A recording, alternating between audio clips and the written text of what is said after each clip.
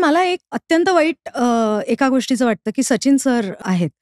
ते आजकाल असं झालंय, की ते काहीही बोलले, तरी लोकं त्यांना ट्रोलच करतात. याच्याबद्दल काय तुझी रिएक्शन नाही, असेल याच्यात? मी रिएक्शनपेक्षा तुला एक गंमत सांगतो. ह्याला एक दुसरी बाजू आहे. बरं. ती अशी आहे, की एक पुण्यातला मुलगा आहे. त्याला एका खूप मोठ्या दिग्दर्शकासमोर उभं केलं जातं. आणि दिग्दर्शक म्हणतो, की "तू काही गाणी लिहिलीस का याच्या आधी सिनेमाची?" तो मुलगा म्हणतो, "नाही सर." ते म्हणतात, "काही हरकत नाही. पहिल्यांदा लिहून बघ." असं म्हणून ते त्याला पहिल्यांदा संधी देतात. हं. तो मुलगा म्हणजे मी आहे.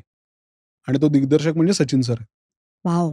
ओह! हां. आणि ओके. त्याच्यानंतर मी 72 सिनेमांची गाणी लिहिलेली. बरं. ज्याला कॉन्फिडन्स नव्हता, की चालीवर लिहिता येईल का? हं. तर मी किंवा माझ्यासारखे असंख्य कलाकार आहेत, ज्यांना फक्त कामच नाही तर आत्मविश्वास त्या माणसाने दिलेला आहे. आणि मी त्याच्या बाबतीत भयंकर कृतज्ञ आहे त्या व्यक्तीचा आणि मी कायम अनेक ठिकाणी हे बोललेलो पण आहे.